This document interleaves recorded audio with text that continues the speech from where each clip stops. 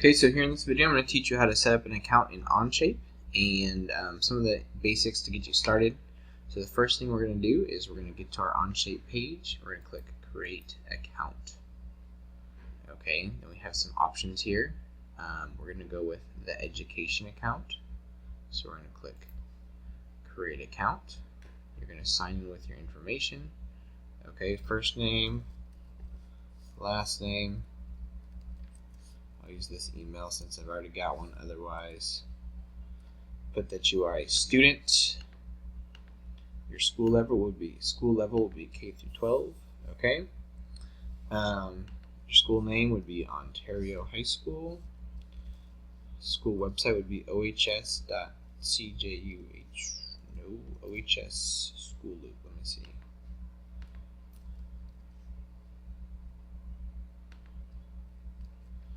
So you may, let's just say ohs-schoolloop.com.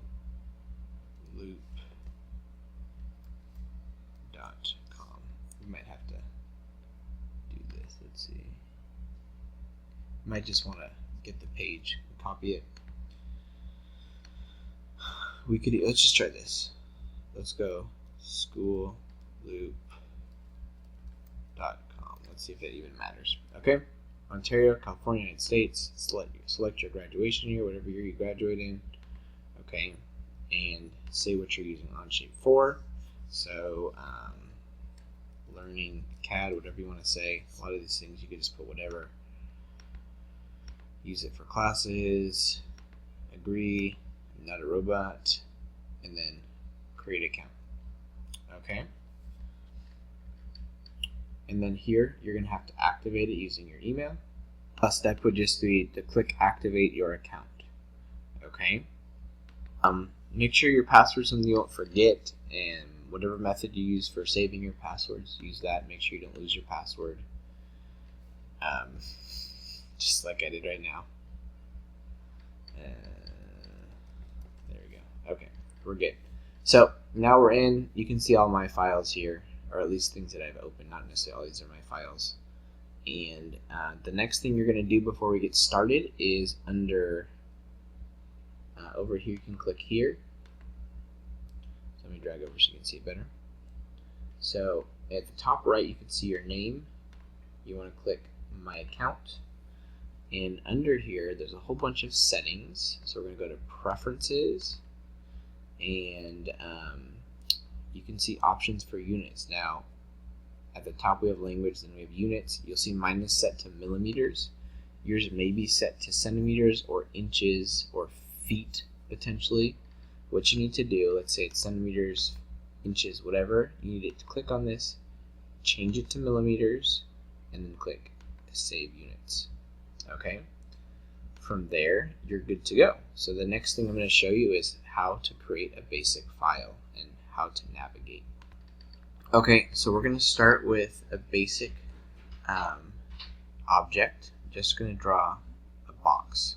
Okay, and there's 3 skills that I want you to come away with from this video. So we're going to start by creating a document. We'll call it first project. Okay, and I've enabled this thing down here so that when I type something, you can see what I'm typing. Okay, so when I use like the hotkeys for this, it'll pop up down there. And the first thing we're going to use, the tools we're going to have is sketches, extrude, and dimensions. Okay, and these are the 3 skills that I want you to come away with this video having knowledge about. So let's go ahead and click OK to start. Okay, so when you're in onshape, the workflow goes like this. So it's going to be overwhelming at first. And so even before we start doing sketches and drawings and stuff like that, let's get used to moving around. So I can click the left button to kind of select things. Okay, you'll notice it's a little bit different. You go right or left. We're not going to get into that right now. But if you want to move the camera around or the view, you can use the right click. And you'll see whenever I use the right click, it's going to show that little blue box there. Okay, and maybe you get really disoriented by moving stuff all around. So what we can do is this. On the corner, you can click on this to reorient yourself. So that's the front view, Here's front, top, and left. Okay, here's front, top, and right view. Okay, and so that's kind of how we navigate around. We can kind of use this to pan. There's the wheel on the mouse. You can zoom in and out. And if I haven't mentioned it yet, when you're working in Onshape, it's essential that you use a mouse. Okay, you need to be able to use a mouse that has the 2 buttons and the scroll wheel when you're on a computer. Okay, so let's select, say, the right face. Actually, for 3D printing stuff, we want to sketch on the top face. So we're going to start by making a shape. And so the first step in making a shape is to click a sketch. Okay, and so this box pops up right here. It needs to select a plane to make the sketch on. So we have this right plane, this front plane, and this top plane. I'm going to select the top plane. Okay, and so you see that turned the color, or it changed color, and now we're good to go. And you can see this little box. Now it's hard to see what's going on because we're not really facing the top plane, and so the next step is to press the N key, which brings us perpendicular to the top plane. We can click these arrows to bring it around. And so this is where we create our sketch, and the sketch is really the first step of making a shape. So a couple of other keys, let's say we were done with our sketch, we'd click that button, and then we could move on from our sketch. Let's say we wanted to edit our sketch, we could come here, you could right click and choose edit right there, or we can just double click on it to edit it. Okay, if we wanted to get rid of it, we can right click and press delete. And so I'm going to go through that process again just so you can see it happen again. So the first thing we're going to do is we're going to click sketch, we're going to select our top plane. Okay, and maybe I clicked the wrong one. Let's say I chose the wrong plane. I can click this little X here to get rid of it. Okay, and I can choose it again. Okay, and then remember, the next thing we do if we want to go perpendicular is to press the N key. And that brings us perpendicular. Okay, I can scroll in to get closer. I can click down on the mouse wheel to move it over.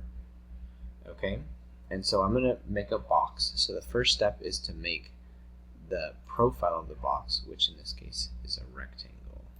So here I've made a rectangle. Now you'll notice that I've still got this box selected, so if I click the mouse again, it's going to draw another rectangle, which I don't want. So I press Command Z to undo. So let's say that I drew my rectangle, this is still selected. To undo the selection, you press the Escape key to deselect it. Okay, so let's go through that whole process again. I make a box, a rectangle here. Oops, I made 2 of them on accident. Let's start over. So I make a rectangle. Okay, now I'm done. I press Escape, it's deselected. I'm not going to make another one now. The other thing I want to show you is when you are making a rectangle, you can choose a corner point rectangle or a center point rectangle. Okay, and this shows how the different ones are lined up. Let's make a center point rectangle right here. Okay, now we have our center point rectangle. You see I pressed and I got all over the place, so I'm going to press the N key to get perpendicular again. Okay, I can zoom in. Now the next thing, you might notice that all the sides of our rectangle are blue. This means that there's information missing, so we need to tell this rectangle how big we want it to be. It has a size that was kind of just given to it. So this tool right here is called the dimension tool, so we click on that to assign a dimension. Okay, so if I clicked here and then I click up here, let me show you that again. Let's press the Escape and Command Z. Also, the shortcut to bring up the dimension tool is just to press the letter D. So the letter D comes up and I can click, if I want to dimension this line, I can click here, or I can click between here and here to set that distance, which would be the same as setting the size of that rectangle. So let's make it 100 millimeters. Okay, and now you'll see that some things turn black and then some things are still blue. Let me deselect the dimension tool and show what that means. I've set the size of this, so I can't change this size this way, but I haven't set the size of these, so I can drag this line up and down and it will move because the software doesn't know how long I want those lines to be. So the next step would be to size those. I press D for dimension tool. I can just click on this, or I can click from here to here. Okay, that's up to you. I'm just going to click this, and let's say we make it 50. Okay. The last step once we've done that is to make it into a three-dimensional shape. So let's say we're done with our sketch. We can click the check button. Okay, and we want to make the way that we make it three-dimensional is by pressing extrude. And so now this whole window comes up. It's red and it says solid surface, new, add, remove, intersect, a whole bunch of stuff here. And the option here is faces and sketch regions to extrude. So we want to choose our sketch here. So we can click this region here. Okay, and you can see it turned into a three-dimensional shape. If we chose the wrong thing, we click there. Let's say instead of clicking there though, we can even just click sketch 1 when that's selected.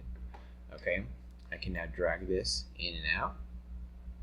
Okay, and I can choose some different ways to do the extrude. We'll look into that right now, but let's say we want it to be 50 millimeters. Okay, now I've created a 50 millimeter box. Okay, and that's how we'll wrap up this video.